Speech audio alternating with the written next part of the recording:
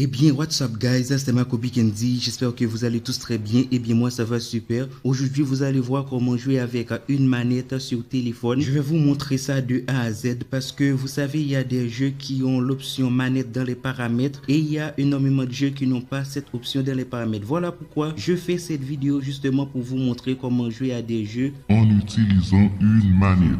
Donc, installez-vous bien les gars, ceci est une vidéo exceptionnelle. Avant que la vidéo débute, n'hésitez pas à lâcher votre meilleur pouce bleu et abonnez-vous à la chaîne, ça me fait grave plaisir. Et sur ce, je vous souhaite un bon visionnage, let's go. Je vais arranger un tout petit peu la caméra, perfect like this. Ok, je suis avec la manette et le téléphone en main. Du coup, la première chose à faire, c'est d'installer une application qui s'appelle Mantis Gamepad. Voilà l'application, tu peux l'installer sur Play Store. Je vais te montrer ça.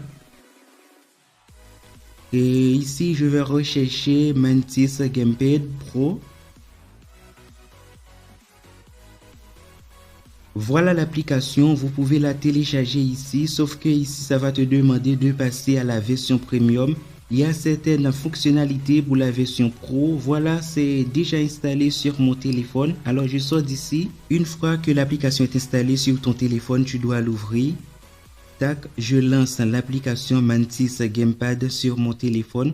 Voilà l'interface de l'application. Tout ce que tu dois faire ici, c'est de connecter l'application avec ton téléphone. Puis connecter la manette par Bluetooth ou par USB.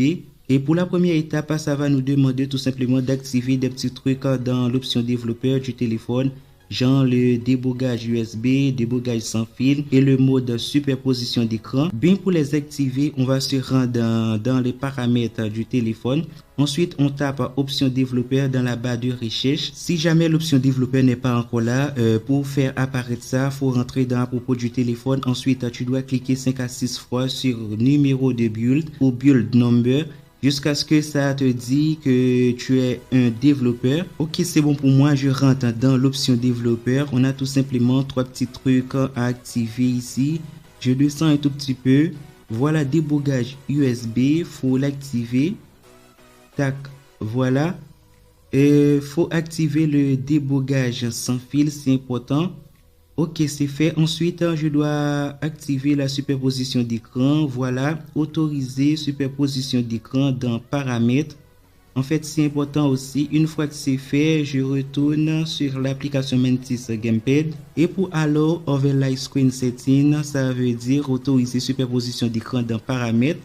Puisqu'on a déjà activé ça dans les options développeurs, donc quand je dois cliquer sur Mac as done, puis Yes. Ok, c'est fait. Il me reste un dernier truc à faire. Ça me demande d'associer mon téléphone avec un code d'association.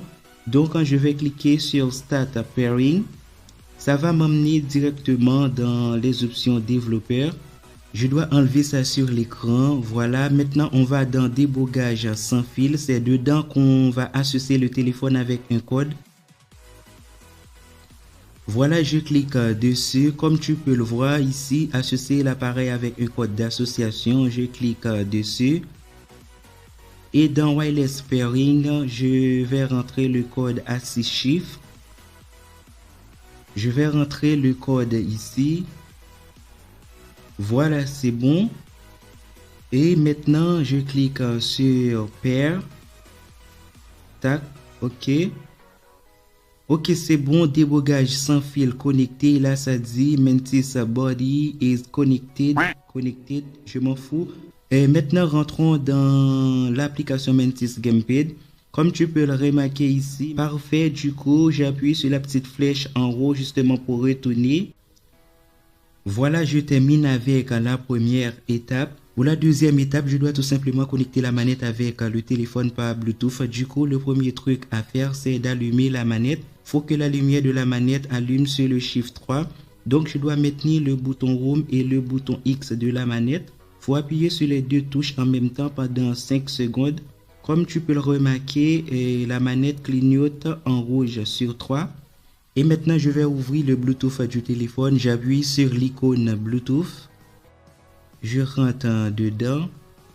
Et le nom de la manette s'affiche ici, c'est V013. Si tu utilises une autre manette, ça va afficher sur un autre nom. Une fois que tu arrives ici, il faut cliquer dessus et l'associer vu que la manette est déjà associée avec mon téléphone. Alors ça se fait automatiquement.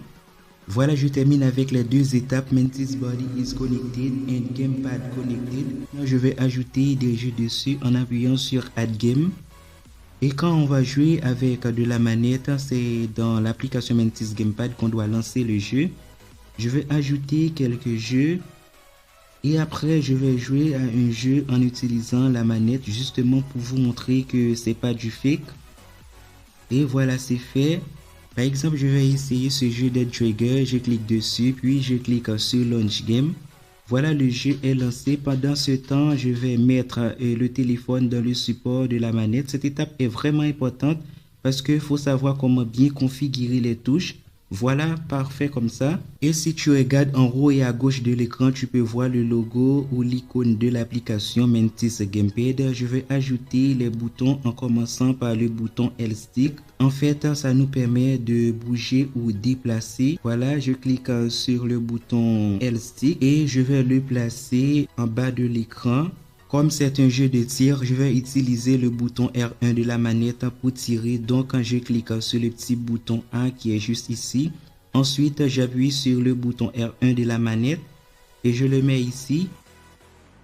Et je vais utiliser le bouton A de la manette pour viser. Et enfin, je vais utiliser le bouton B de la manette pour recharger l'arme. Donc, pour ajouter des boutons, il faut appuyer sur ce petit bouton A. Ensuite, il faut appuyer sur le bouton que tu veux ajouter. Voilà. Je vais utiliser le stick analogique R de la manette justement pour faire tourner l'écran à gauche, à droite, en haut et en bas. Alors c'est important, je vais appuyer sur le bouton R stick. Et si j'appuie dessus, ça va bouger sur l'écran. Et je vais le placer juste ici. Ça va me permettre de tourner l'écran. Voilà, je crois que c'est bon comme ça. Maintenant, je vais arranger les autres boutons. Comme tu peux le remarquer, le stick analogique fonctionne super bien. Maintenant, je vais arranger les autres touches. Je vais placer le bouton R1 ou RB ici sur le bouton tir et je vais placer le bouton A sur le bouton pour viser. Ensuite, le bouton pour recharger les armes et je vais placer le bouton B de la manette dessus. Et pour le stick analogique R, je crois que c'est bien placé. Maintenant, tu vas voir que ça fonctionne super bien. Voilà, parfait. On peut même masquer les boutons de la manette sur l'écran. Bien pour faire ça, on clique sur les trois petites barres. Ensuite, on doit désactiver ce truc, Always On button. On peut même masquer l'icône de l'application Mantis Gamepad ici.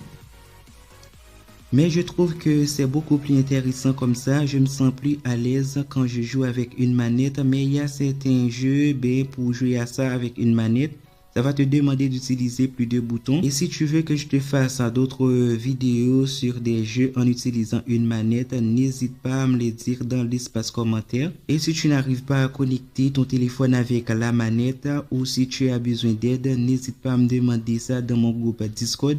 Je mets le lien en description pour toi. Et si tu veux jouer avec d'autres amis, n'hésite pas également à rejoindre mon serveur Discord.